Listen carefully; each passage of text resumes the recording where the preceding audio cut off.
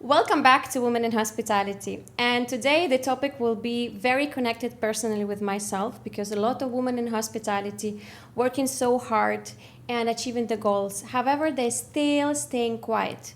They want to be ready 100% for the next position and next role, and they always assuming that people will actually acknowledge their achievements. And we will openly talk about today about the confidence, about the self-development, how to position yourself perfectly, and how to continuously develop yourself. And I'm so excited to have this conversation today with Dr. Mahala. Dr. Mahala Geronasso is Assistant Professor of Hospitality Finance in Abu Dhabi Hospitality Academy La Roche, where she teaches hospitality, finance, revenue management, accounting, and data analysis. She is also the creator of Hospitality Without Borders, a mentorship program helping hospitality professionals build international careers. A Brazilian based in Abu Dhabi with a PhD from the University of Central Florida, Orlando, and a career that has spanned Brazil, Switzerland, France, and United States, and now in the UAE. She brings both research depth and lived experience to conversations about women, money, and careers in hospitality. Also, the big fan of Jonas Brothers. Yes. Thank you so much for coming today, Dr. Mahala. I'm so excited. People cannot understand how it is to speak with a doctor about hospitality.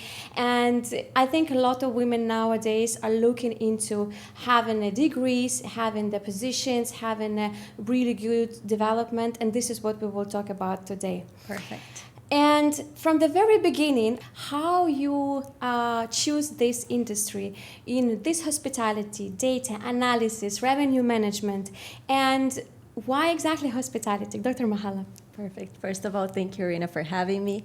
It's a pleasure for me to be here as well. So my story with hospitality actually started since I was little. I was born and raised in Brazil. I don't know if many of you know, so I'm Brazilian.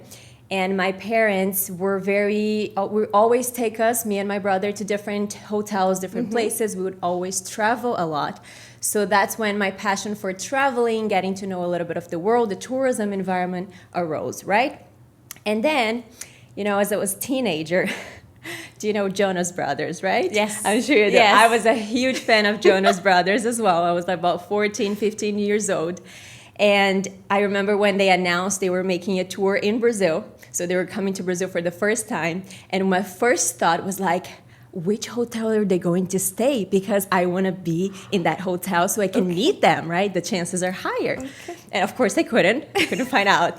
But then my first thought was like, what if I become a hotel manager and then I get to host Jonas Brothers or other famous people, and then I can easily meet them without putting a lot of effort, right? Very smart. So that was the very first time that it clicked to me. I'm like, you know what? I think I want to become a hotel manager. Wow. And then my dad, he's a businessman. He runs 4 different businesses in Brazil. So it was a little bit of logic for me to go into the business field, right? To study administration businesses. So that's what I wanted to do. So once I finished high school, I told my mom, I'm going to do business. And then she was like, what about being a hotel manager? I said, yeah, I'm going to do business to become a hotel manager. But she was like, why don't you do hospitality instead? And I had no idea that existed at that time. Because it was not, especially in Brazil, it's not something that people actually study, right? And then I was like, what is this? Let me look it up. So I looked it up together with my mom. And then I fell in love with the entire industry because I was like, oh my God, it's combining best of both worlds. It's the business world, so we get to learn all of the foundation of a business from finance, marketing, human resources, everything that you can think of, and the hospitality sides, literally how to run a hotel, right? From the moment you check someone in, from making a bed, from cleaning a room, from serving a guest, from cooking, everything. I was like, this is perfect. This is the most complete industry that I have ever seen. And because I was already in this world of like traveling all the time, staying in different hotels, it made total sense for me to study hospitality. And when we say hospitality and we want to learn a degree in hospitality, what's the one place that comes to our mind in terms of like having the best hospitality degrees? Switzerland, right? So I was like, I went above and beyond. I'm not only I chose hospitality, I was like, I want to go to Switzerland to study hospitality. And then my mom almost freaked out, but she was very supportive. My parents were very supportive. They were like, okay, if this is your dream, and yes, Switzerland is a reference for sure. And I wanted to become a hotel manager, right? So I went all straight in and I applied, I got accepted. And I was also very good with languages. At the time, I already spoke English and Spanish. I was learning French. And then I was like, you know what? Perfect. Language skills I have all this, like I love deal with people. I love to serve.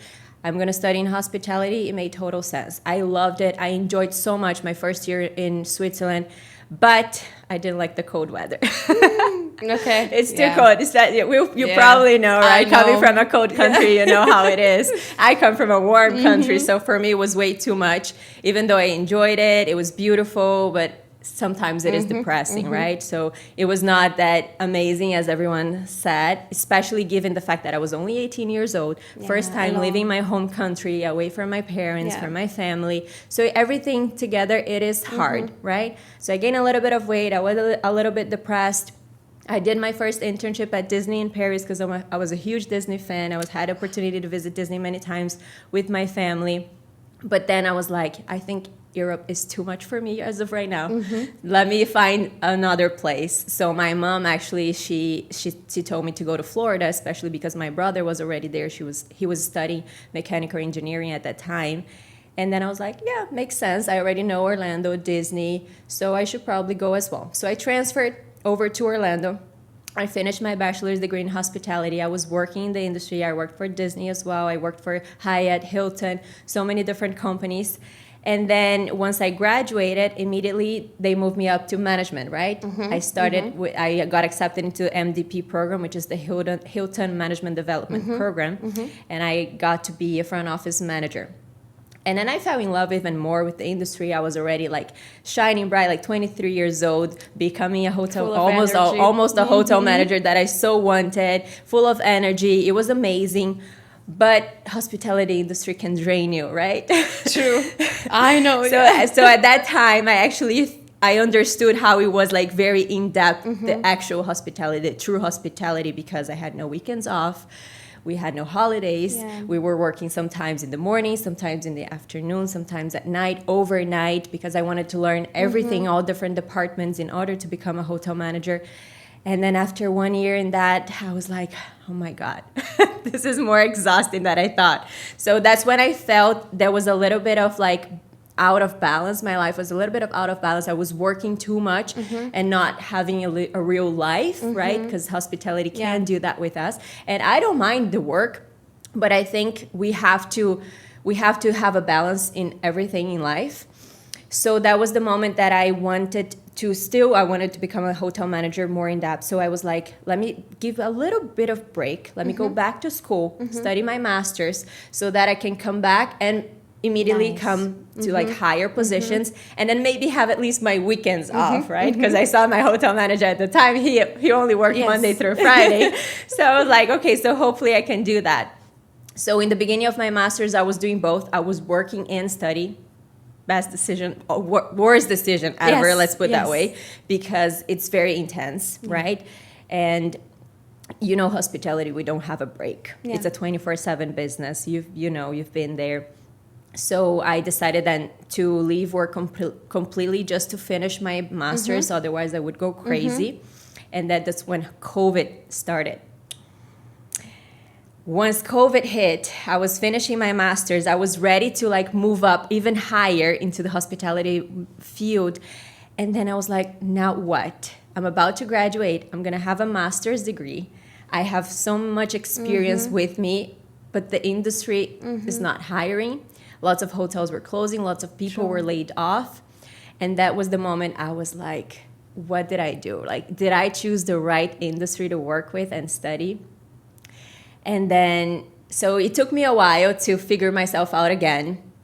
I was like, for a couple of months, I was a little lost Yeah. in what to do. Like, should I go back to industry? Should I wait a little bit? How long will it take for all of this for the recovery, for all of that?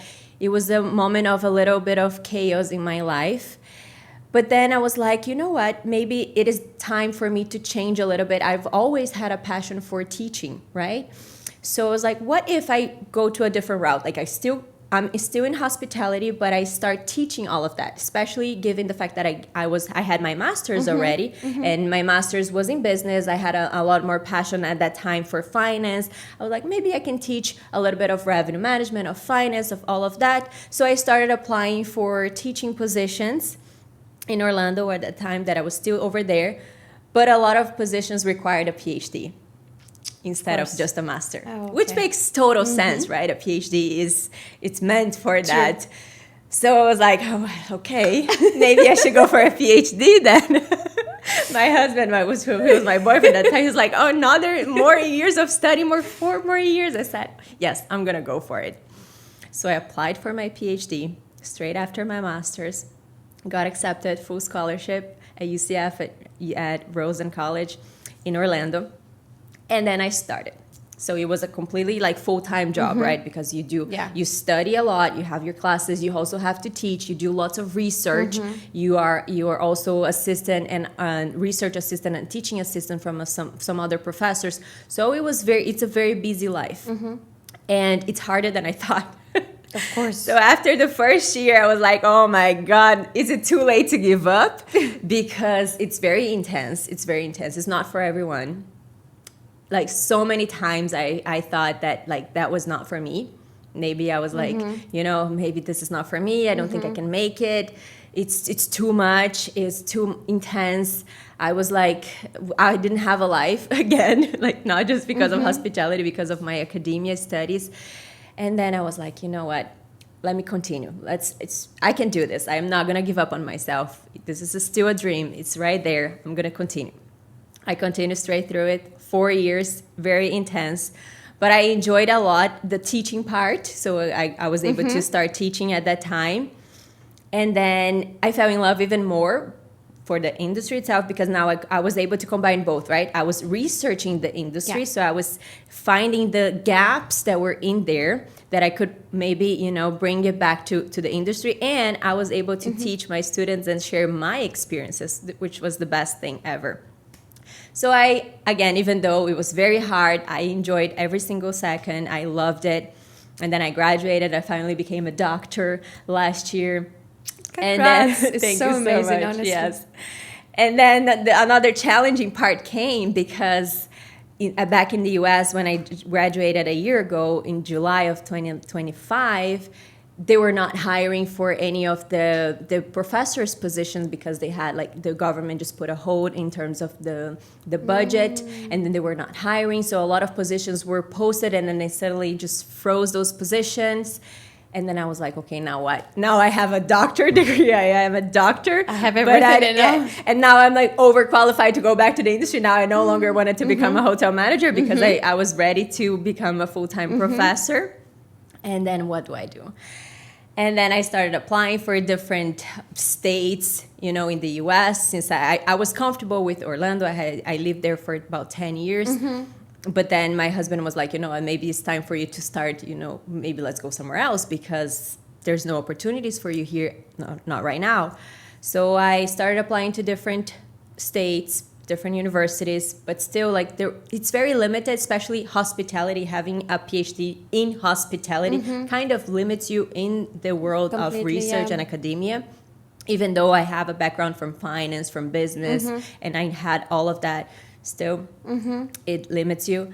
And then finally a position was posted here in Abu Dhabi that matched perfect with me. It was like professor of hospitality to teach all of the numbers courses, finance, revenue management, accounting. I was like, oh my God, this is me, right? And all of my friends, when they saw that position, they said it to me. They're like, this is you should apply. And I knew the dean at the time as well. So he reached out to me.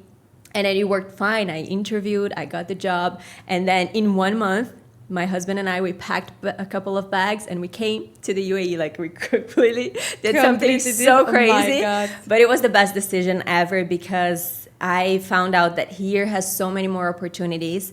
And I just love the fact that especially here, we get to teach to so many different cultures, right? I learn every single day with so many different cultures. My students are from all over the world.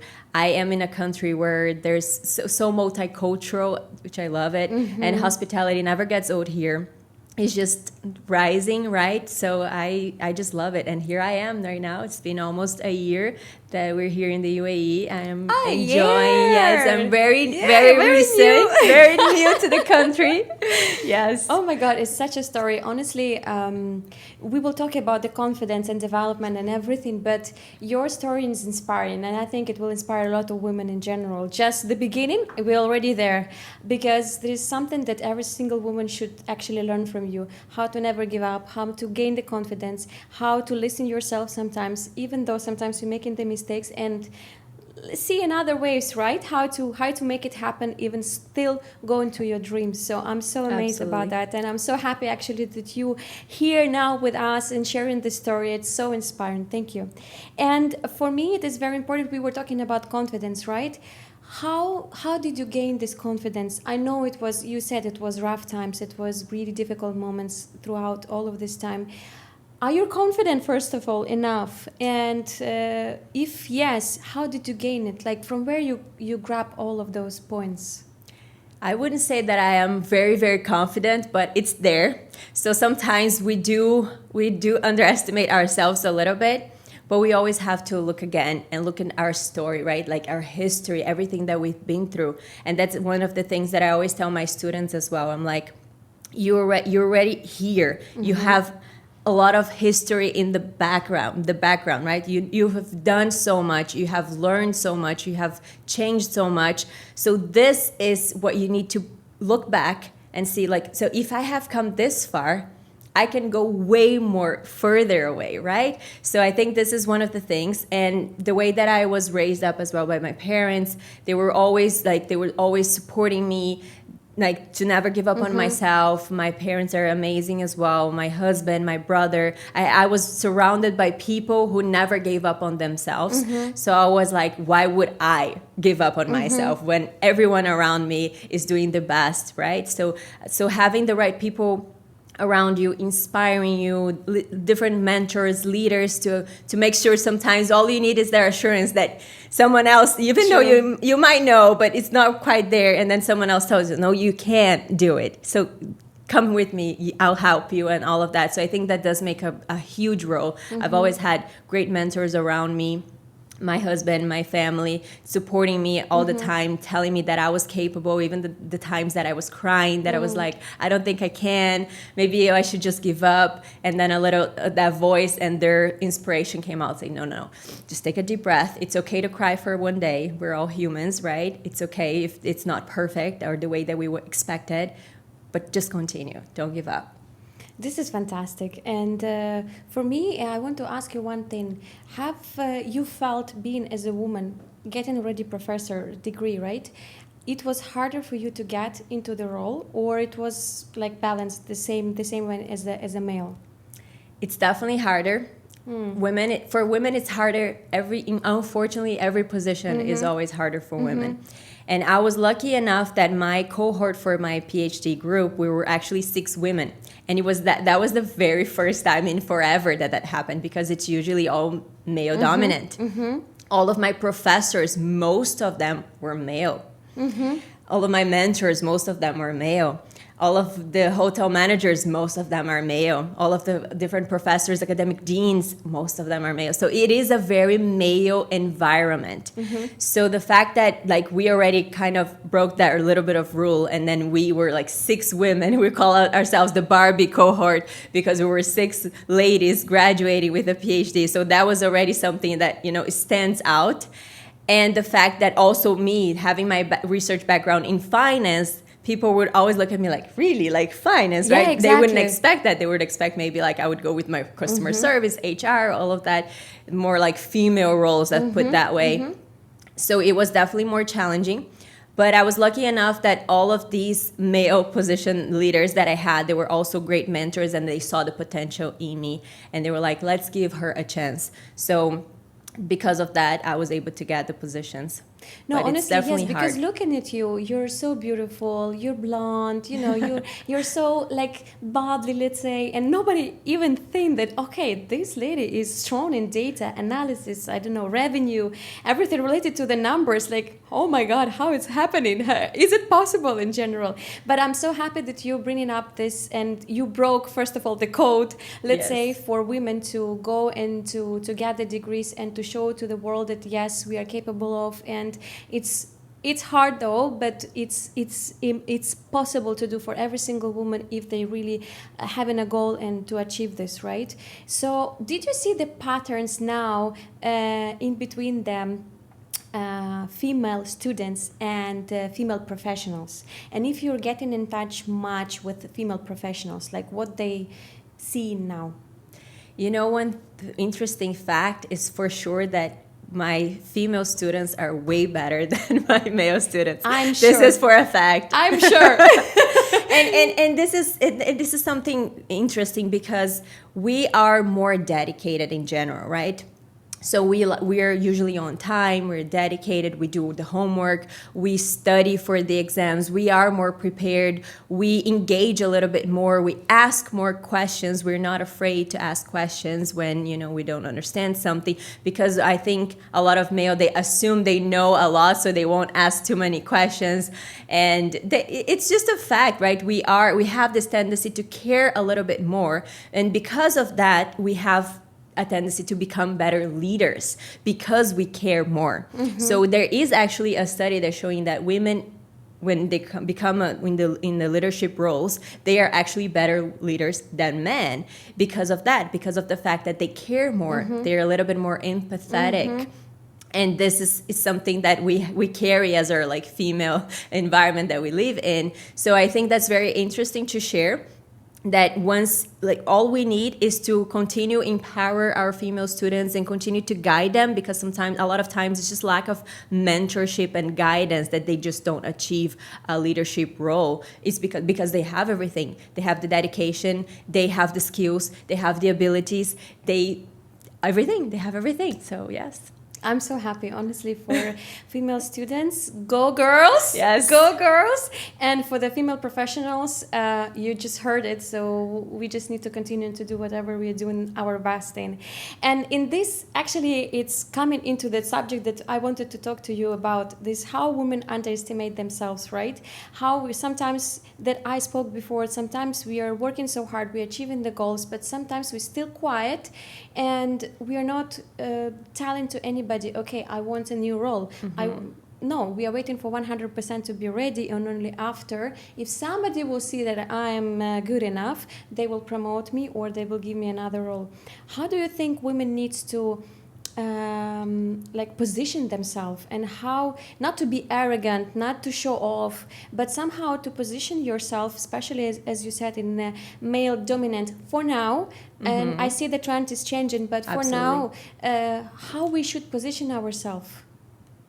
Yes. So one of the things that I think women they need to stop doing is, like, so they have a little bit of lack of confidence already, right? And lack of confidence and lack of mentorship. I think those are the two main factors that prevents them to becoming great leaders. So, and then I like to refer this to back to like revenue management, right? So when I talk about confidence, I tell this to my students, think of a hotel, okay? So a hotel has their assets, right? So assets is everything that you own. So whether it's your building, your inventory, your linen, your equipment, everything that you have, those are your assets, okay? So if you have a great hotel with full of great assets, how are you going to price your average daily rate? You're going to put a high price into it, right? Because, of course, you're selling a great service, you're selling everything. So a luxury hotel, of course, they need to put their prices really high. We have our own assets as well, which are our values, our skills, our abilities, our knowledge, our experience, everything that we've been through. So why are we underestimate ourselves? Why are we selling just like a 2-star hotel? if we are 5-star, right? So this is something to think about, that like we need to show more that we are the best assets that any company can have. Just the fact that we have so much dedication, we have our knowledge, we have so many skills, we are able to multitask, we are able to care and be more empathetic. We have so many good qualities that we just need to show them right there. People know that already. So we just don't have to be shy and just put out there that we care, that we can be, and we can do literally everything. Yeah, true. Literally everything that we can do. True. So. And which we are talking now about the confidence, we said that, of course, is learning process, is development as well, right? So it's not just okay, I'm talking to myself and I'm saying, okay, I'm confident, I'm going. No, of course you need to learn something. You need to go through some of the breaks as well whenever you're doing the mistakes. Absolutely. And it's normal, and afterwards you know already how to deal with the right decisions and what exactly needs to be presented on the table itself whenever you have in the conversation, whenever you have meetings, whenever you want to have an interview. How do you think women on the interviews needs to present themselves? Absolutely. So there are several tips. I think one of the things that recruiters they're looking for also is your achievements. So don't be scared of showing your achievements, right? So especially like in a number way. So I was able to increase like 10% of the, things like showing a little bit of numbers. I think that also increases your own confidence with that. Having a mentor also helps you a lot. Someone else that believes more than yourself than you do, because then you can always refer it back that, okay, so that person believes in me. That person is hoping that I will get all of this. That also helps. And addressing your team, right? Because we don't get anywhere without people around us, especially in the hospitality industry. We are people serving people. So we always have a team. So acknowledge that everything that for example, if I'm doing an interview, everything that I achieved, yes, it was about my efforts and everything, but also because of my great team that I have, everyone working along together. So I think addressing all of that, the number side, your achievements, a little bit of your mentorship and your team right there, I think that will excel you during the interview. Good. It's really good tips, honestly, and especially to think about some person which is believing in you. I never did this. I will try my best afterwards. You're talking about mentorship a lot. Yes. And I know that you have your mentorship, how it's called, mentorship community, right? Can you explain us what is this exactly? What exactly you're doing and which kind of people you have in this community?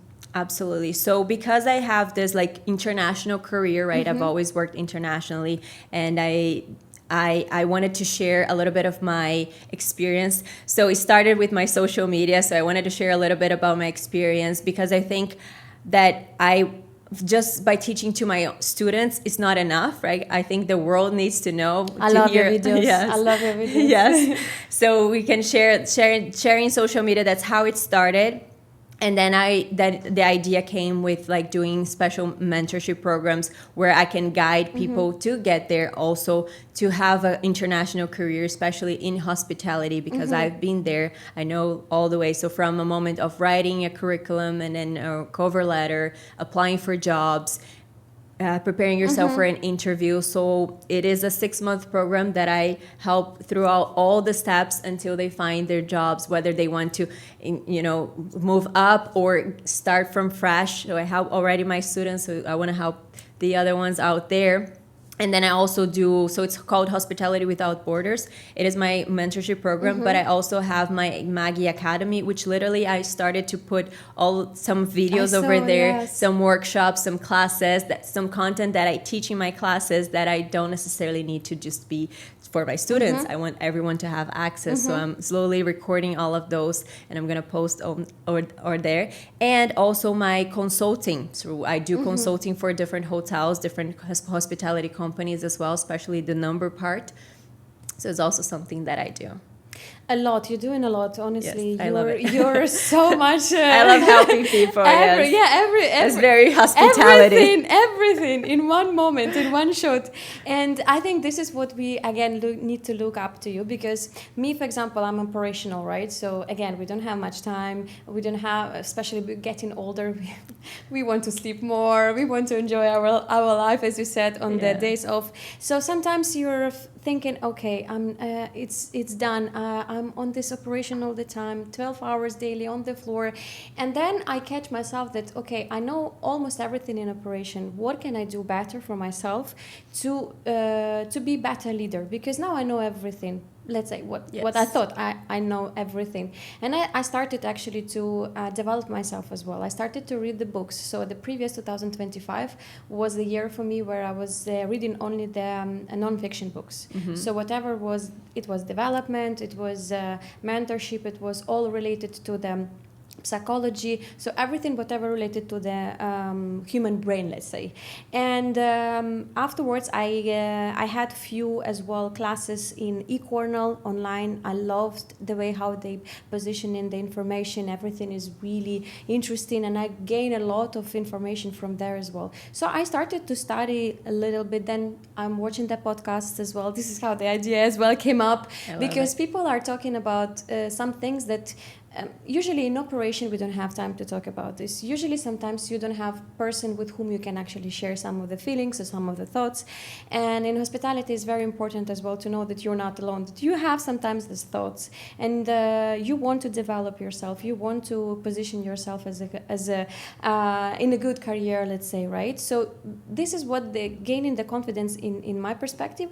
I started to learn a lot, and I started to gain a lot of information for myself. Even sometimes, as you said, sometimes I don't understand. Sometimes I'm sitting in the room, I don't know what they're talking about.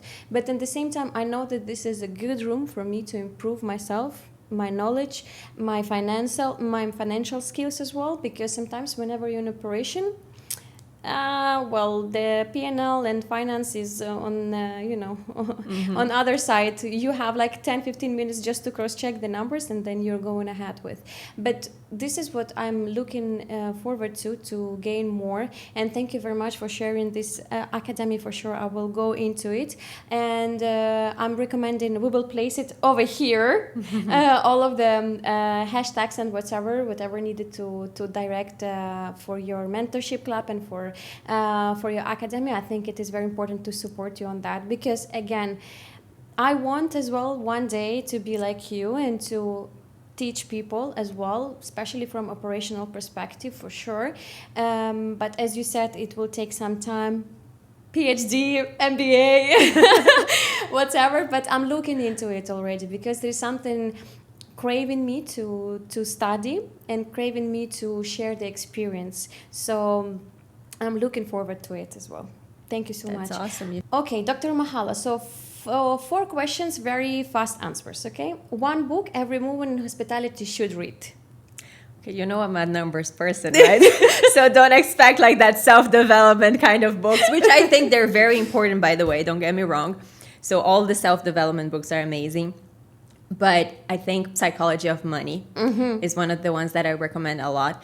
I like that book because it's not like a typical financial book where a lot of people wouldn't understand much because, it's all numbers related. It's very like difficult to understand. No, it's more of like psychological book, like the ones that you're probably going to like it, because it tells you how you behave in comparison when you're dealing with money. So it's very interesting. I think I would recommend to everyone, not just women. Everyone should totally read that book. Fantastic. 1 skill everyone should learn. Be empathetic, right? I think that's the main one that we all need, to be empathetic all the time. It's like be there for people, care about it. Because I think, and just to give you a side note of that, one of the things that helped me a lot in develop myself was the feedback from my students. Because I care a lot, right? I care if they're doing a good job. I care if they're having great grades. I care if they are understanding. I always tell them, I don't work, especially me teaching finance, lots of math. I tell them, I don't want you to focus too much on the actual math, because I know calculators will do the work for you. AI nowadays will do the work for you. I want you to understand. So my goal here is to make sure you understand. So I want to make sure that you look in the eyes to see like whether they're understanding or not. So I always try to come up with different examples and all of that. And the fact that I do that with everyone, making sure they're all understanding, their feedback is always the same. Oh, we enjoy a lot Dr. Mahala's classes because she cares. She's always checking on us. And that is something that helps me develop myself. Okay, so I am, I'm caring about them. And when you care about people, that will show off, right? That will pay off. Honestly, I did the same in operational sphere, let's say. When I just moved to Dubai, I've been a bit more, let's say, straightforward, more aggressive. Ukrainian face is not so much happiness Friendly. around. Yeah. But then I started to hear my colleagues, and then, for example, I said, "Move this cup." For me, it was normal, move this cup. But for them, it was really aggressive. And a lot of people were complaining that I'm rude. And then I started to hear them. And I started actually to implement different ways of how to talk to them. I started to listen because, again, as we said, a multi-international group of people. And for everybody, you need to find your own way. So I started to say, please. Then I started to say my love. Then I started to say, hey, please, come on, let's do it. Let's do it together. But not in the way that I was pleasing them, in the way that they knew that if they will not clean it, then they will get feedback, let's say like that it won't be great. So they knew that I'm actually into this role for them, and they really appreciate it afterwards. Whenever we had the briefings as well, for example, I always teach them what is the budget and what is the forecast. Why it is very important to know what is the forecast. Forecast is what? Budget is what? How much we did the previous day? How much we need to do this day? How much is average check per person at the table? So all of these small details I actually was teaching my team, even though they've been just waiters. They don't need to know kind of this stuff. But I always believe that if you have one direction together with the team, so not only me looking at the numbers and achieving them, but if the team knows that we need to achieve together, let's say we are looking in one direction. So I thought it's very important as well to teach them, but also listening them, as you said, right? You see, oh my God, I'm so excited. One thing women underestimate about themselves. The lack of confidence, right? I think that's the main one. And one of the things that I wanted to add in here, it's to always, so one of the things to overcome this lack of confidence is to always be curious. And when I say that be curious, is like always try to improve yourself in different ways. So first of all, watch the news a little bit, read some things, even if it's like social media, anything like find ways of seeing what's happening around the world, because the world is it's fast paced, right? It's changing all the time. So it's important for us to overcome that lack of confidence, to make sure that we are always like stay up to date of what's happening around the world, that we're always understanding what's even if it's just a little bit, right? So staying curious all the time. Continue learning and continue creating things. True. I think especially nowadays with AI becoming a huge factor in our lives, if we don't reinvent ourselves the way that, for example, the way that I teach, students will get bored, or the work will be boring, right? One of the things that I always tell them, I always sit in my computer, I'm like, okay, what I'm going to create today? Like, what can I do different for my students to make sure the classes are engaging, that they're learning something different. That's so amazing. Last week I was creating, because one of my classes that I teach is revenue management, and they're learning forecasting. So one of the things that I created from scratch, with AI help, of course, was I created a whole simulator where they would actually forecast an entire hotel scenario. They would forecast the upcoming days, the upcoming months, the pricing, what happens if I put my price a little bit higher, what happens to occupancy, what happens to revenue, all of that. So I created all of that to make sure that they're doing something different, right? I don't want for them to sit in the classrooms and become something boring, right? Especially with so many distractions out there. So we always need to improve ourselves, trying to find ways to continue learning, to create different things, like the fact that you're here creating a different, like a podcast, this is amazing, right? So we're always reinventing ourselves, taking care of our health as well, like eating something different, something like doing something different. We have to think of outside of the box, right? Be out of the obvious. That's how confidence is built, and I think that really helps. True. You're like, I'm reflecting in your words so much as well, and this is something that I'm actually doing this year as well.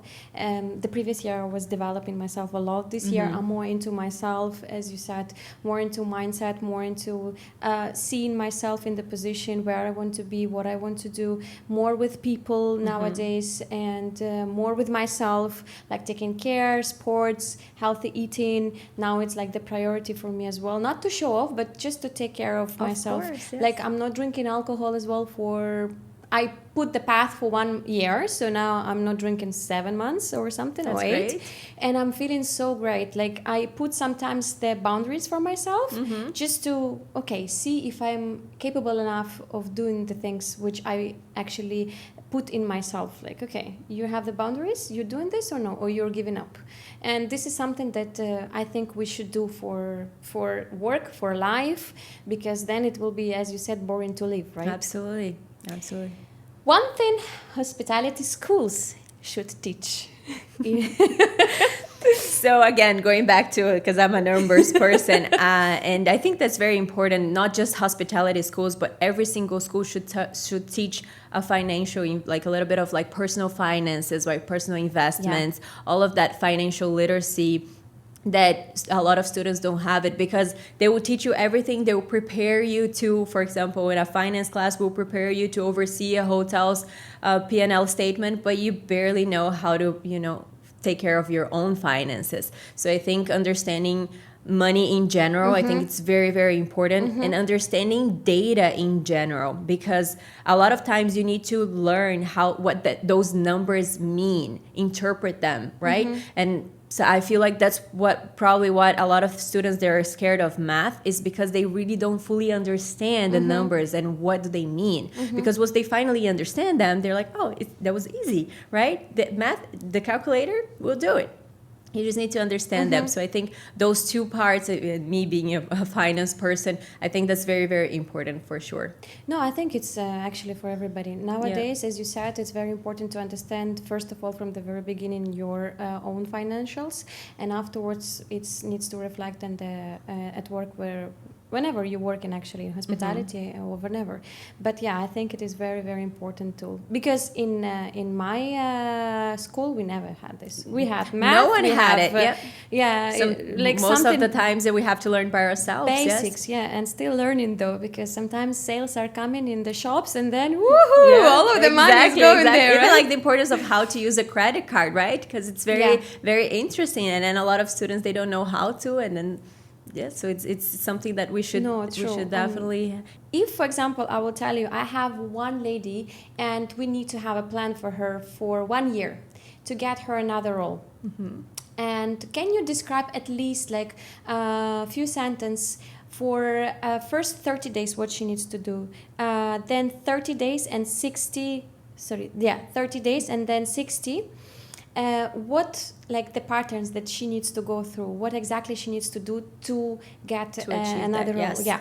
So first of all is to, for sure, like you have to internalize that, right? That you want that specifically. That's very psychological part that comes into first. Okay, so you want to change, right? So you have to, because if you don't want to change, nothing that we do will make it happen, right? So wanting that change, wanting that extra challenge, right? And knowing that it won't be easy, of course, because every change, it's a little bit of challenging.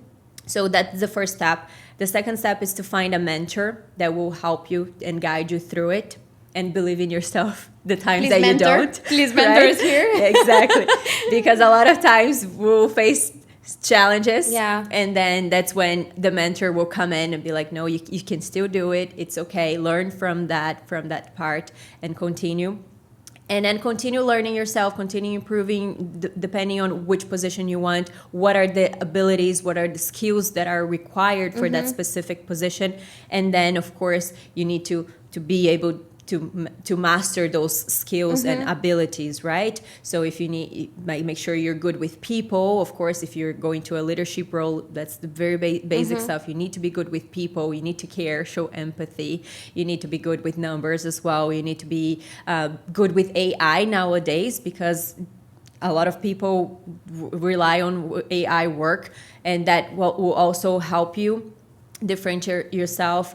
Be available to whatever it's new nowadays, and don't be afraid to try different new things, and don't be afraid to say no as well. Whenever you feel like you're overwhelmed or something that is not that is deviating your focus from what you want, just say no. So like, this is, or delegate, right? Or do, because a lot of the times we say yes to everything, and this is a women's week, right? We always say yes. We always think that even though we are great in multitasking and we are super powerful, a lot of times we have to delegate, we have to say no, so our focus is exclusive in what we want or what we're needing in that moment. So I think for the first months, that's what we need to put our minds into it. Find a good mentor, focus, develop your skills, your abilities that is very specific for that specific role. And then, of course, stop the distractions. Say no to whenever it's needed. When you're feeling overwhelmed, ask for help. There's no wrong in asking for help, right? And saying no and delegating and being, and yeah, that's it. I think you're talking about AI, and now I think you're already starting, right? AI in hospitality, because it's one of the biggest now. Yes, we do teach that. What is the best subject? For sure, finance for you, but what is the new subject in the schools that we older people in the operation needs to learn now more, like AI, maybe something else that you can recommend to go to? AI for sure, it's something that is it's right there, like any different innovations, right? And the data part, the data and the understanding, all of that, like methodology. I know it's a little boring sometimes, but it's very important for us to be able to see to look what the kind of data that we have, and then of course be able to like forecast and do some sort of analysis using that data. I think that's very important for us to be able to do that, just by looking at the numbers and seeing what they're telling us, right? Because numbers, they tell story, right? And the numbers are everywhere. We were born, there was a number. We go buy coffee, there's a number. We go to school, there's a number. So numbers are everywhere. So be able to understand them, master numbers, I think that does make a difference. Wow, I need to go and study now, I'm telling you. Okay, then what you can recommend for me, for example, if I'm on my role, assistant director of F&B, and as you said, you need to put in your head what you want, right, to achieve the goal. However, for now, I'm a bit lost. I don't know. Should I be in operation? Should I do like studying and then maybe to teach people? But again, it's taking time, and I'm not getting younger. So this all the time, some kind of boundaries between all of those decisions. What do you think you can recommend for people who are still looking into something, don't know what exactly they want, and like to find this kind of balance in between, like to like what you do, but at the same time to change it for something that you will love even more? Absolutely. So I think it has to be like a slow transition, especially if you're not too sure what you want, right? So I wouldn't say like leave your job and just start teaching, like something like that. I wouldn't say that, but like slowly here and there, if you want, I can invite you to become one of my guest speakers. Oh my God, so you I would can love like to be in an environment like this, see if like that environment attracts you, like be surrounded of something like that. Maybe go back to school or like get like a master's or a PhD. I don't know if you're really into the research part, but something that, or another certificate, anything that you exposure a little bit more of that field, then you can see at the end of the day your heart will tell you whether you're going in the right path or not, right? We always follow our hearts. So I think that I would recommend that to you. Maybe like get connected with academics like me, and then you can come speak in one of my classes, see if that's in a kind of environment that you like, do a little bit of trainings here and there for your team, for my team, and all of that. I think that would be great. Just starting this podcast, I didn't see your videos, and then in one moment it started just to pop up by itself, and I understood that there's some lack of destiny was bringing me to your videos to listen to your let's say to your videos and to go through all of the details, whatever you were saying. It was so true. The data analysis, how you need to teach people, how you're feeling about the teaching, how the hospitality field in general, what is the trends, what is the changes. And it was so into I was so into those videos. I really liked it, and I'm like, let me try to text you. Like, I know it might be impossible because you're so busy, you're all the time in the school. As you said, you have so many projects all around as well. And then I'm like, okay, let me just try it. So now, as you said, I'm not confident, but still I'm trying now to text to a lot of women and seeing their results. Very few results, actually, like the answers afterwards are coming out. And when you texted me back, yeah, no problem, I'm like, oh my God, this is really happening. This is really happening. Like Dr. Mahala will come to my podcast. So I want really to say thank you very much for coming today. I know that half of the things we didn't even go through. We need to have 3, 4, 5 episodes more, because we'll do more. It is something that we need constantly to talk about. And I'm so amazed that you came all over from Abu Dhabi to have that podcast with me. And it's so, can you tell the little advice for people who are watching it now at the end? Absolutely. So first of all, thank you so much for having me. It's a pleasure. And the same way that you felt special when I answered you, I also felt special with the invitation. I was like, oh, someone is inviting me for a podcast and hospitality and about women. I'm like, oh my God, that's perfect, right? Because it's not something that we see nowadays. So thank you for the opportunity as well to share a little bit of my story and my experience over here. And a little advice that I would tell women specifically is, again, build a little bit of your self-confidence, work through it. We are way better than we think. We can do so much more than we imagine. I always say, I tell this to my students, be like a pineapple. You know, pineapple is one of the symbols of hospitality. Did you know that? No. No, really? Yes. So pineapple is one of the symbols of hospitality. That's another story. People can Google because we don't have time. So be like a pineapple, stand tall, wear a crown, and be sweet on the inside, right? Because that's exactly what a hospitality women leader needs to do. Like, we need to have, position ourselves, wear a crown, like become like a queen. Like, we have that place, that environment. We can be. And be sweet on the inside. That comes with the caring, the empathetic part.